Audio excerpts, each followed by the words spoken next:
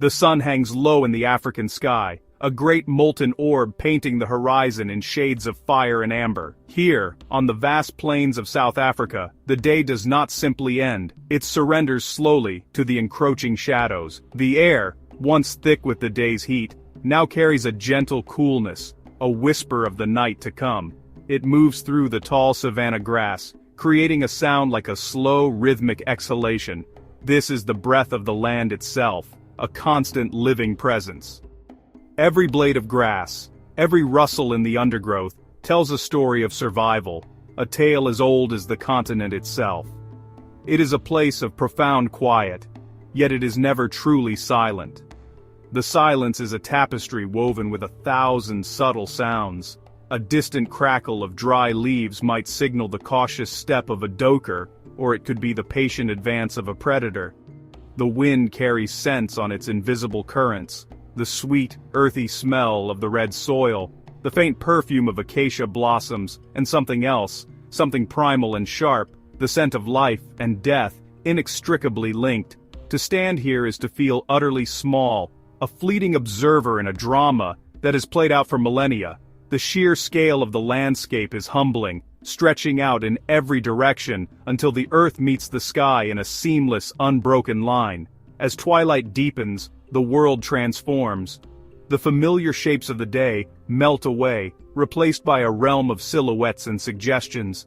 The call of a fiery-necked nightjar echoes across the plains, a lonely, liquid sound that punctuates the growing darkness. This is the time of transition, a moment of heightened senses for every creature that calls this place home. For the hunted, it is a time of vigilance, of listening with every fiber of their being. For the hunter, it is a time of opportunity, the cover of night a welcome ally in the endless quest for sustenance. Every shadow holds a potential secret. To survive here is to learn the language of the land, a language spoken not in words, but in signs, sounds, and silences. It is a language of respect, of understanding one's place within this intricate web of life. The soft padding of paws on dusty earth, the low rumble that vibrates through the ground, the sudden frantic alarm call of a francolin. These are its grammar, its vocabulary. We are but visitors here, privileged to witness the raw, unfiltered beauty of a world governed by the ancient laws of nature. The plains are awakening to the night, and the story of survival is about to begin anew, as it always has. The South African plains are a masterpiece of geological time, a canvas of breathtaking scale and stark contrast. In the dry season, the landscape is a study in gold and ochre. The grasses, bleached by the relentless sun, stretch for miles like a golden sea, rippling in the afternoon breeze. The earth itself is cracked and thirsty, a mosaic of deep red clay and pale, sandy soil. Thorny acacia trees, their branches twisted into skeletal shapes, stand as defiant sentinels against the vast, empty sky. Their sparse canopies offer little respite from the heat, their very existence a testament to resilience in a land of scarcity. This is a world pared down to its essentials, but this is also a land of hidden life, of surprising oases. Winding through the arid plains are the lifelines of the bush, the riverbeds. Many are dry for much of the year, appearing as serpentine scars of pale sand, yet they hold the promise of water. When the rains do come, they transform the landscape with astonishing speed. The parched earth drinks deeply, and what was once a monochrome vista erupts into a vibrant, almost violent green. The rivers swell, their currents a murky brown, and the air becomes thick with the scent of wet soil and new growth.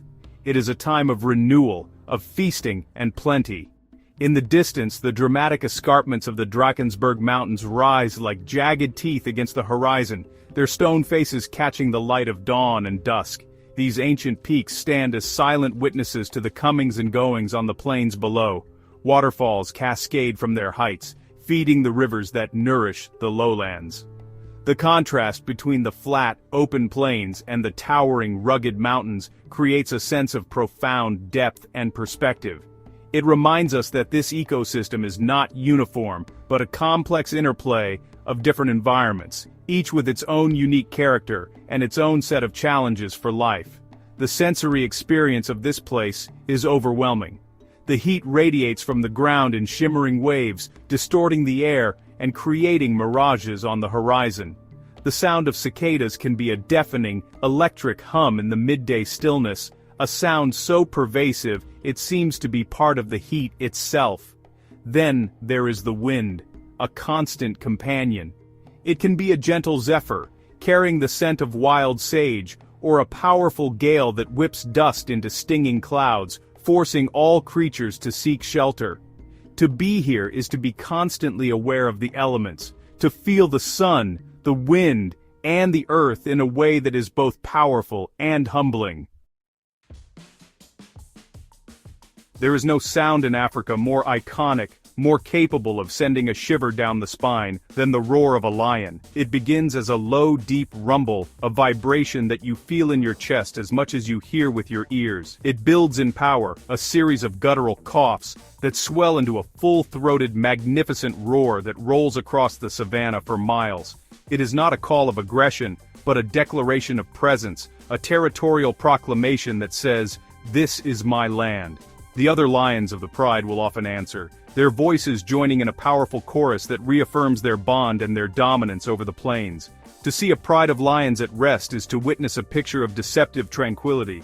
They lie sprawled in the shade of a marula tree, a tangle of tawny limbs and golden fur. A lioness might be seen grooming a cub with a rough pink tongue, her movements full of a surprising tenderness. The males, with their magnificent, dark manes, often appear lazy, their heavy heads resting on their paws. But this languor is a conservation of energy, for the life of a lion is one of feast and famine. They may rest for up to 20 hours a day, but when the time comes to hunt, they transform into creatures of incredible power and focus. The hunt is a masterpiece of strategy and cooperation, particularly when led by the lionesses. They move with a low, silent grace, using the cover of darkness and the contours of the land to their advantage. They fan out, encircling their chosen prey with a patience that is chilling to behold. The final charge is an explosion of speed and strength, a coordinated assault that is often over in a matter of seconds. It is a brutal, necessary act, the pivotal moment in the drama of the plains that ensures the survival of the pride. Every creature, from the smallest mouse to the largest buffalo, lives in the shadow of this apex predator. The lion is the heart of this ecosystem, a keystone species whose presence shapes the behavior of every other animal. Their kills provide food not only for themselves, but also for a host of scavengers, from hyenas and vultures to jackals and marabou storks. Their very existence maintains a delicate balance, controlling the populations of large herbivores and ensuring the health of the grasslands. To look into the amber eyes of a lion is to feel a connection to something ancient and wild. It is a gaze that holds the wisdom of the savanna, a reflection of the raw, untamed spirit of Africa itself. The ground begins to tremble long before the elephants are seen. It is a subtle, deep vibration, a low-frequency rumble that travels through the earth, announcing the approach of the continent's largest land mammal. Then they emerge from the bush, moving with a silent, ponderous grace that belies their immense size. A matriarch leads the way, her great head held high, her ears fanning gently to catch the faintest sound or scent. She is the repository of the herd's collective memory, guiding her family along ancient pathways to water and food that have been used for generations. Her wisdom is the key to their survival. Watching an elephant family interact is a profound lesson in social connection. The bond between a mother and her calf is incredibly strong, the young one rarely straying from the protective circle of her legs. Aunts, sisters, and cousins all play a role in raising the young, touching and caressing them with their trunks in gestures of reassurance and affection. They communicate in a complex language of rumbles, trumpets, and subtle body postures, a constant stream of information passing between them. When they gather at a waterhole, there is a sense of joyful celebration, a cacophony of splashing and deep, contented gurgles as they drink and spray themselves with water and mud. Elephants are the great gardeners of the plains. As they move through the landscape, they shape it in countless ways. They push over trees to get to the tender leaves at the top, opening up clearings that allow new grasses to grow, which in turn feeds other herbivores. They are prodigious seed dispersers, consuming fruits and depositing the seeds miles away in their dung, which acts as a natural fertilizer. Their huge feet dig into dry riverbeds, creating hollows that tap into underground water sources, providing a lifeline for countless other species during times of drought. Their impact on the environment is immense and overwhelmingly positive. Yet, for all their power, there is a deep gentleness to these titans. To observe a bull elephant standing motionless in the dappled light of a fever tree forest is to witness a moment of pure serenity. His skin, wrinkled and gray like the bark of an ancient tree, carries the scars and stories of a long life. He moves with a slow, deliberate purpose, seemingly lost in thoughts that we can only guess at. The elephant embodies a deep, ancient wisdom, a quiet strength that commands not fear, but a profound and lasting respect. They are the architects and anchors of this wild kingdom. A dark mass gathers on the horizon, a smudge of black against the golden grasses that seems to grow and shift like a living storm cloud. As it draws closer, the mass resolves into individual forms, the formidable Cape buffalo. A herd of several hundred moves as one, a river of muscle and horn flowing across the plains. The air fills with their sound, the tearing of grass, the low, contented grunts, and the constant shuffling of thousands of hooves on dry earth. The smell is distinct and powerful, a mixture of dust, grass, and the raw, musky scent of the animals themselves. They are a force of nature, an unstoppable tide of life. To look upon a single buffalo is to understand true power. It is a creature of immense bulk, with a thick, muscular neck, and a massive boss of horn that fuses at the base to form a near-impenetrable shield across its forehead. Its dark eyes, set beneath heavy brows, seem to hold a perpetual, smoldering glare. Unlike the other large herbivores, the buffalo has an unpredictable and often belligerent nature. It is this reputation that has earned it a place in the Big Five, not its size, but its sheer tenacity and willingness to stand its ground against any threat, including the lion. The strength of the buffalo lies in the herd. When threatened, they do not scatter in panic. Instead, they form a defensive wall, a phalanx of horns and muscle facing outwards. The vulnerable calves are pushed into the center of this formidable fortress. If a predator, such as a lion, is foolish enough to press an attack, the herd may turn the tables, launching a coordinated and ferocious countercharge.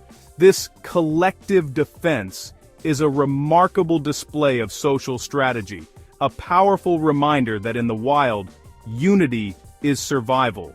The herd protects the individual, and the individual stands for the herd.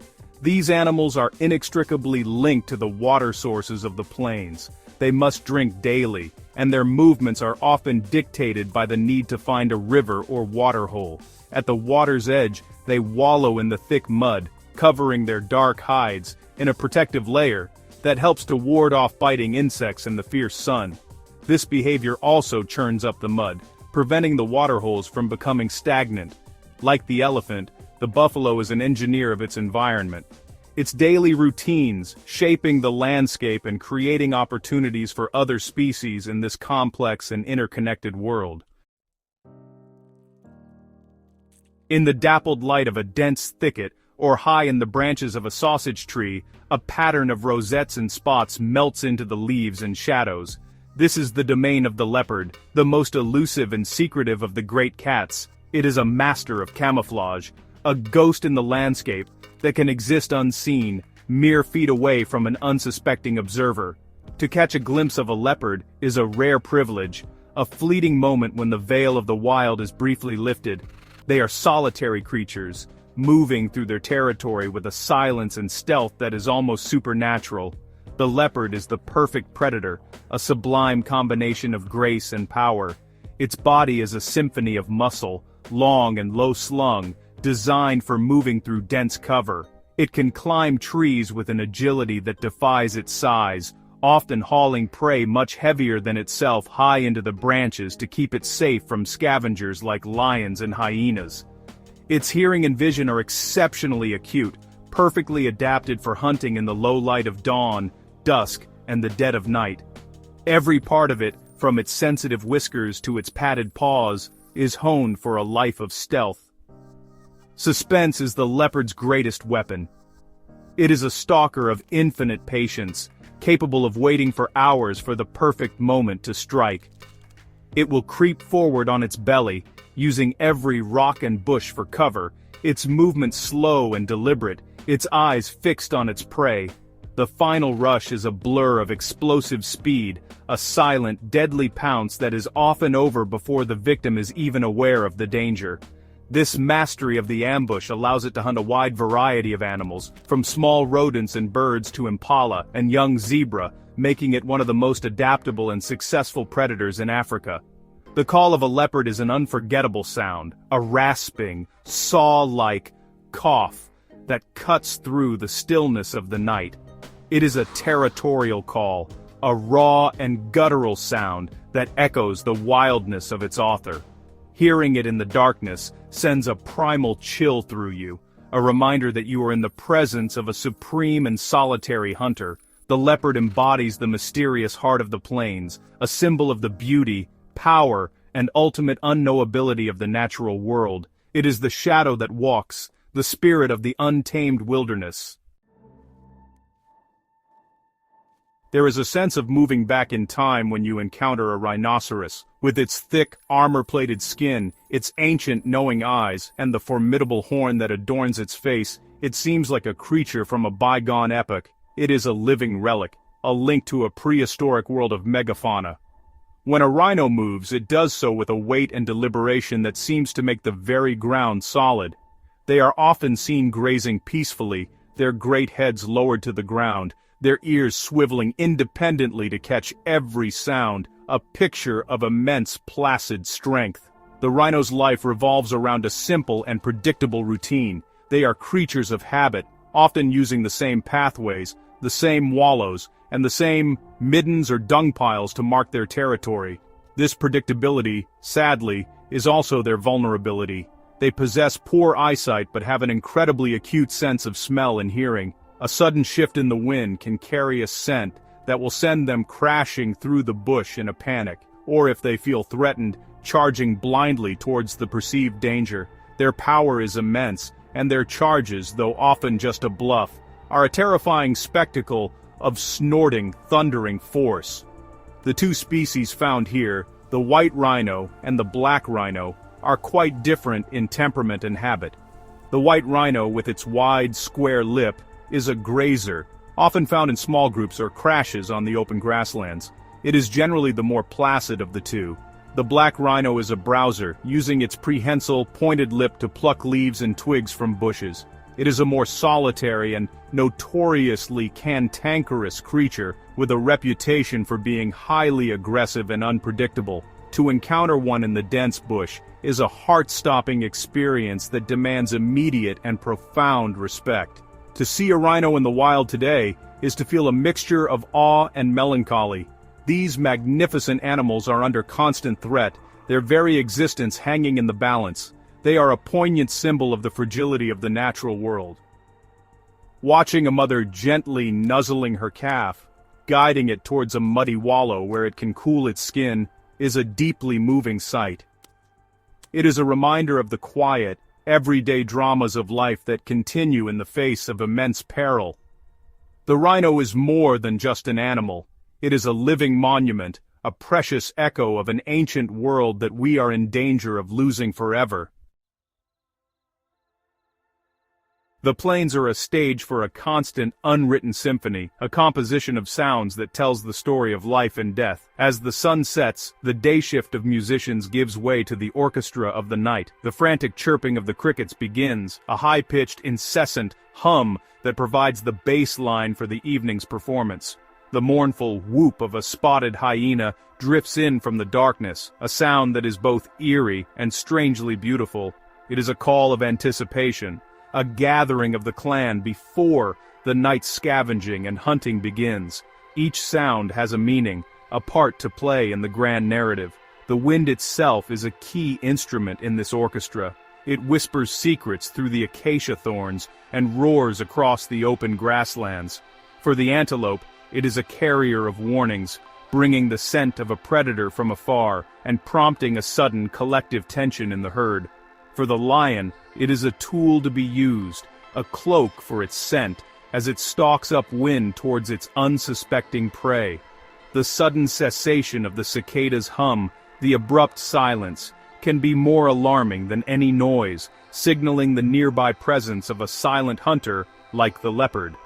Survival depends on listening not just to the sounds, but to the silences in between. Waterholes are the concert halls of the bush, places where the entire cast of characters eventually gathers. Here, the sounds are amplified, a complex layering of different voices. The deep, resonant rumble of elephants communicating, the boisterous splashing of a buffalo herd, the nervous twittering of zebra, and the sharp, piercing alarm, bark of a kudu who has sensed danger. There is a tension here, an unspoken truce governed by the shared need for water, but it is a fragile peace. The lapping of a tongue is answered by the snap of a twig, and the entire assembly can erupt into chaos in a heartbeat. The symphony reaches its crescendo in the moments of high drama.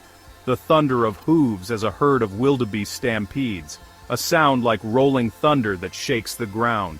The guttural snarls and growls of a squabble over a kill, a violent and necessary part of the distribution of resources. And then, there is the soaring, triumphant trumpet of an elephant, a sound of pure, unadulterated power that seems to fill the entire universe. These are the sounds of the struggle, the raw, unfiltered soundtrack of survival on the African plains, a performance that has been playing without interruption since the dawn of time.